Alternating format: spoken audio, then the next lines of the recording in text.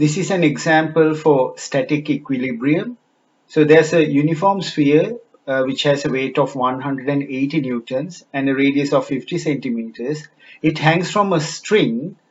As you can see, this is the string against a smooth vertical wall. The line of the string passes through the center of the ball. So let me call that C. The string is attached at a height of 120 centimeters above the point where the ball touches the wall. So that means this is the point where ball touches the wall, and that's the point where the string is attached to the wall. So the separation between those 2 points is 120 centimeters. If that's the case, figure out the tension in the string and the force exerted by the ball on the wall. So that means this force. The force exerted by the ball on the wall means this force. So let me call that force F. And then the tension is along the string in this direction. So this is, so I'm drawing the force acting on the object, the ball, due to the string. Okay, so that's the tension. So you have to identify that this is the object, the ball is in static equilibrium. So if an object is in static equilibrium, there are 3 conditions that needs to be satisfied. So if I define this as my y-axis and this as my x-axis, then for static equilibrium, so for static equilibrium, I will have all the forces in the x direction has to be 0. And then all the forces in the y direction again has to be 0. And the other condition is that all the torques, that means you consider a net torque taken about any axis is 0. Like that. So these are the 3 conditions that needs to satisfy for static equilibrium. So the easiest way to do this problem is to resolve the forces in the x and the y direction. So first I am going to draw the free body diagram. Free body diagram for the ball. So you have to first identify the system. And the system is the ball. So I'm assuming that the entire mass of the object is centered at a point. So basically that's the center of mass of the object. And at the center of mass, the weight is acting vertically downward. So that is 180 newtons. And the tension acting on the object, the ball, is in this direction. So this is the tension force that I have shown acting on the ball. So that's in this direction. Okay, and then what is the force acting on the ball due to the wall? So that is opposite, equal and opposite to this force.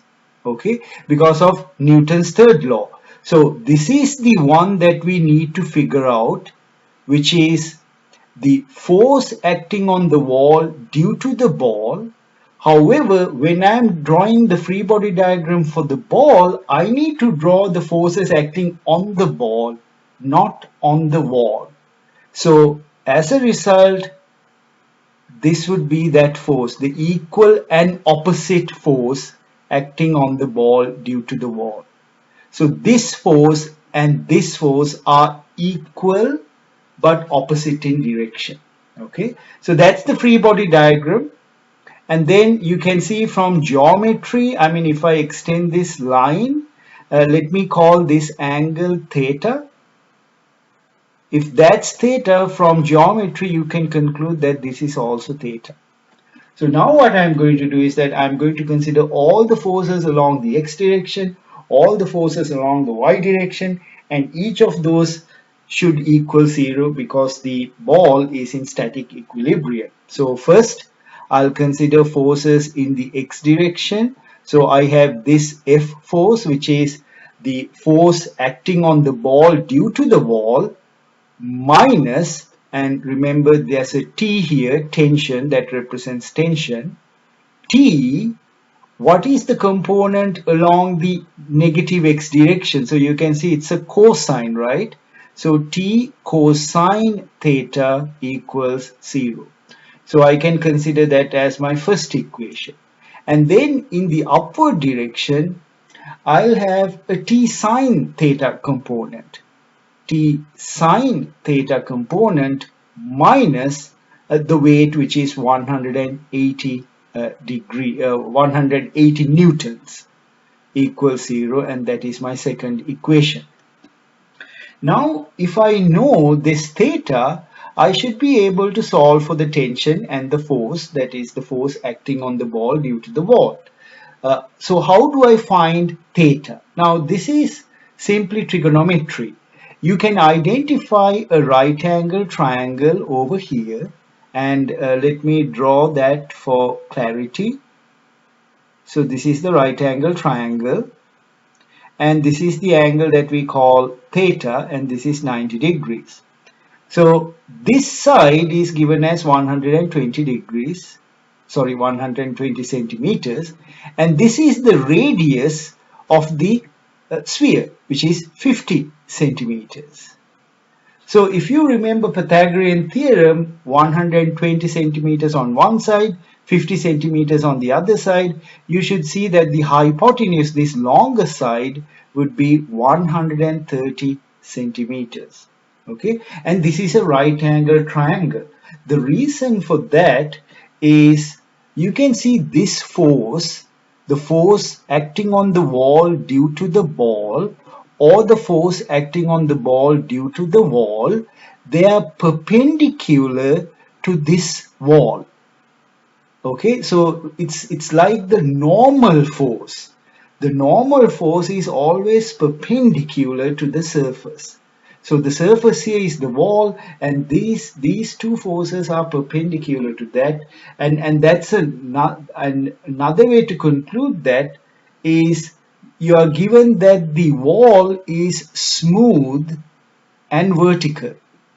So if it's a smooth wall, then there are no frictional forces that are tangential to the wall or in the y direction, in the positive y or the negative y direction. So smooth wall means there are no friction forces. As a result, this F force should be perpendicular to the wall, and that's why I also know that this is a right angle triangle.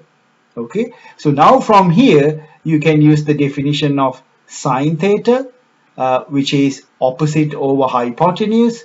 So 120 over 130, which is nothing but 12 over 13, and then cosine theta would be 50, the adjacent over the hypotenuse 130, so that is 5 over 13.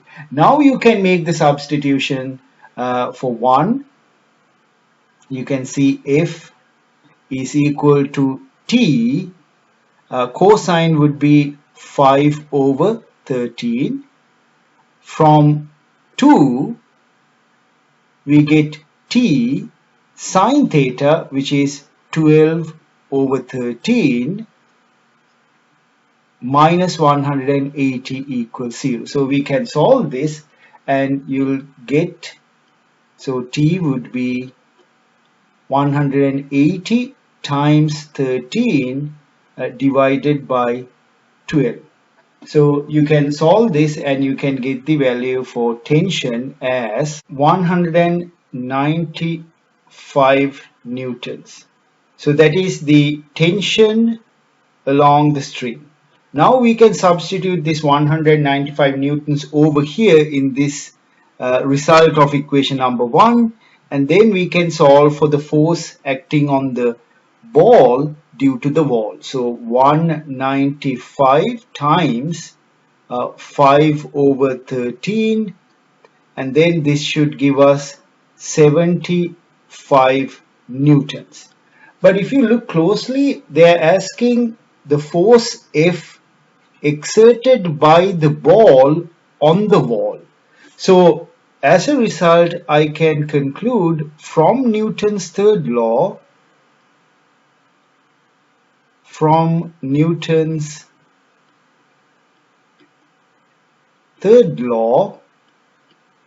uh, this force is equal and opposite to the force that we need. The force that we need is the force exerted on the wall by the ball. But we have calculated here F, that is the force exerted on the ball by the wall. So from Newton's third law, the force on the wall by the ball is the same value, 75 newtons. So that's the answer to the second part of this problem.